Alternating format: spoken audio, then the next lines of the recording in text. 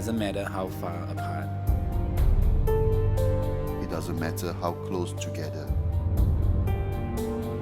Love connects us all. Our society, our community, our home.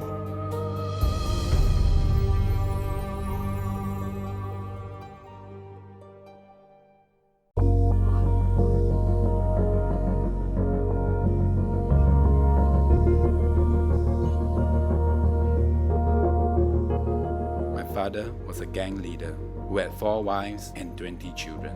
He abused my mother physically and emotionally and walked out of her life when she was pregnant with me. My mother worked very hard from morning till late at night just to feed my 6 siblings and me. With no father and a mother that could not always be around for us, we grew up without family love. We got into bad company and bad habits. One of my sisters died of drug abuse, and I became an angry and violent young man, dropping out of school and joining a gang. I had become the person I hated the most, my father.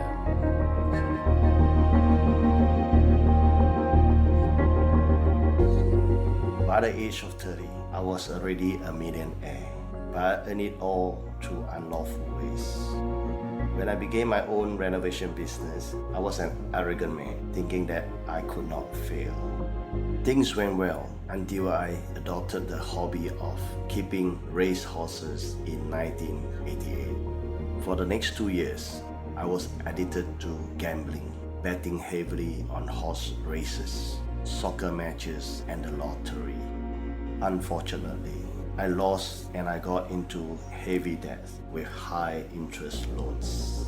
My wife sold off her valuables and borrowed money from our relatives and friends to help me pay off the debt. But I took the money and gambled it all away. My Porsche car and the properties I owned all had to be sold. My life was filled with sleepless nights and suicidal thoughts.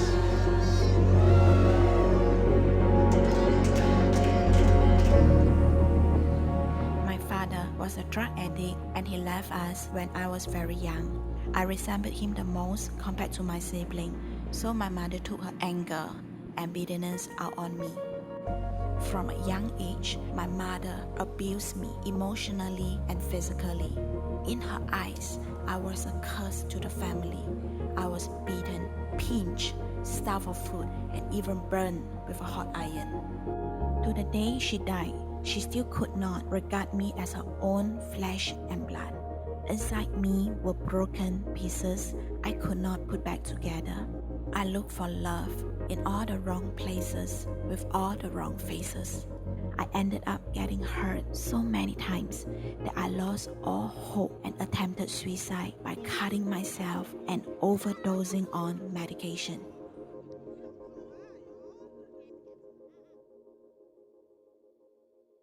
I was a bully in school at the age of 14. I smoked, I drank, I fought, and I took drugs. In my 20s, I became a full-fledged gangster, working as a loan shark and intimidating all my debtors with violent threats and actions. My wife Sherry also had a difficult childhood. At the tender age of 4, her mother suffered from a mental breakdown. She poisoned Sherry's father and then took her 2-year-old sister and jumped from their HDB apartment to their death. Even though her father survived, he fell deep into guilt and depression and could not care for her.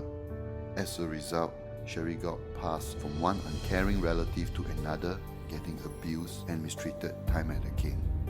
When I met Sherry, we wallowed in our worldliness, gambling, drinking, and spending beyond our means. I even crashed our car into a police station and was charged for drunk driving on the night before our wedding.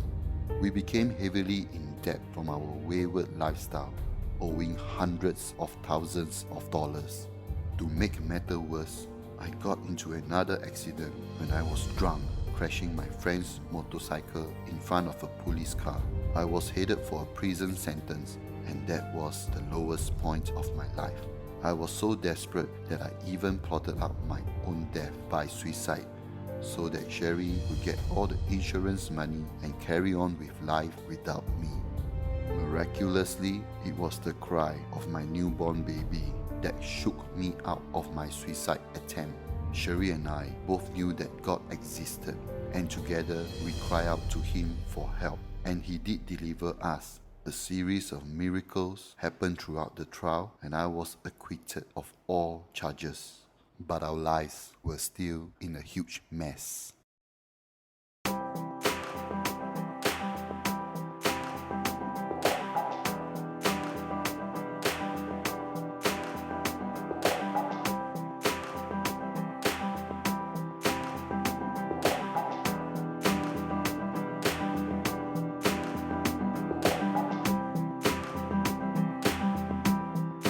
I have a passion for the youth in our society.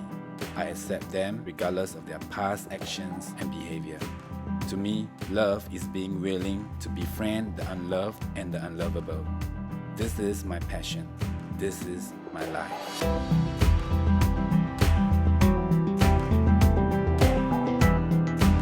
The leaders in church who help me through all my troubles are the ones I model my life after.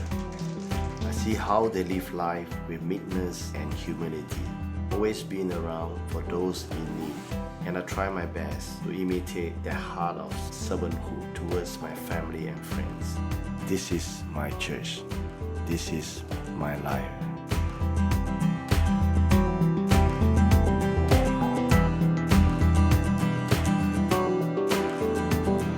Apart from my closest, Aaron and Joy, I have found a caring family of friends. What keeps us together are the precious moments we spend shoulder to shoulder, regardless if we are rejoicing on the mountaintops or weeping in the valleys. This is my love. This is my life.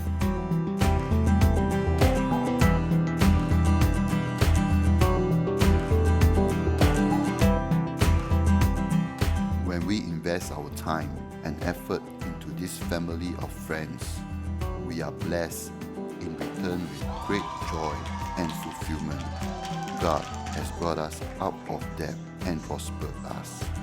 And as He has given to us, so are we giving back to the church and to others, so that we too can be a blessing.